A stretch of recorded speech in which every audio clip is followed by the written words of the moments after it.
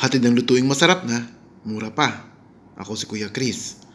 Ang ating menu for today, tinimtim na saluyot with fried tilapia. Tara, umpisahan na natin.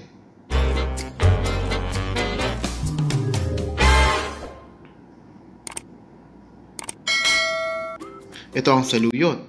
Ihanda natin ang ibang ingredients. Ang ating bagoong isda, bawang, paminta, at suka. Siyempre, ang tilapia na for fried. Linising mabuti ang ating tilapia. Mas maganda kung running water. Binili ko siya sa market ng linis na.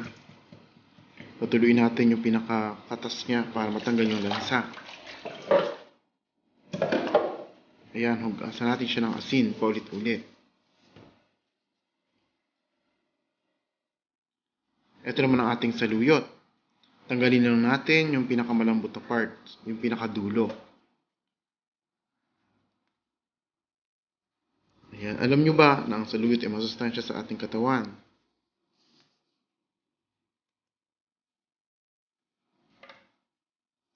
Meron din yan dito sa Middle East. Ang tawag dito, molokohiya. Magpakulo lang tayo ng tubig sa ating kaserola or kawali. Konting sabaw lang.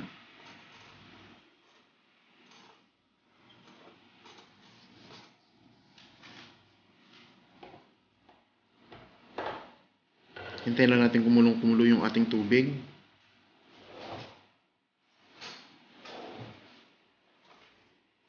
Ayan, kumukulo na siya. Ilagay natin ang ating garlic. Ginayat ko lang siya ng bilog-bilog. Mas masarap sa tinimtim ang maraming garlic. Hintayin lang natin maluto yung ating bawang. Sunod natin ang ating bida. Siyempre, ang bagong isda. Pwede tayong gumamit ng balayan.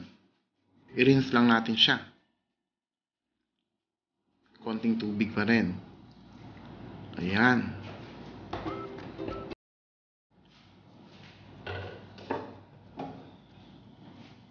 Takpan natin para maluto ang bagong isda. Oops. Ayan. Ready na siya. Ang bango. Sumaamoy mo yung bagoong isda.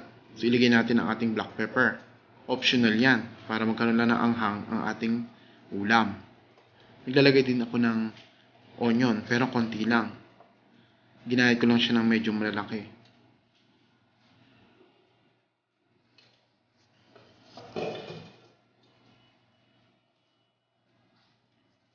Then, isunod na natin ang ating saluyot. Ang tawag niyan dito ay molokohiya. Alam nyo ba ang benefits ng saluyot sa ating katawan? Ito ay antioxidant, vitamin A, fiber, diet food, and against inflammation and good for the heart. Kaya masustansya ang saluyot sa ating katawan. Ang scientific name ng saluyot ay Corchorus olitorius. Mga Ilocano, masarap magluto ng saluyot. Lagyan natin ng konting sili para may thrill. Oops! Magic! Luto na ang ating saluyot.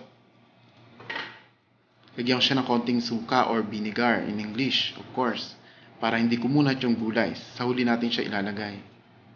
Lutuin lang natin ng konti yung suka.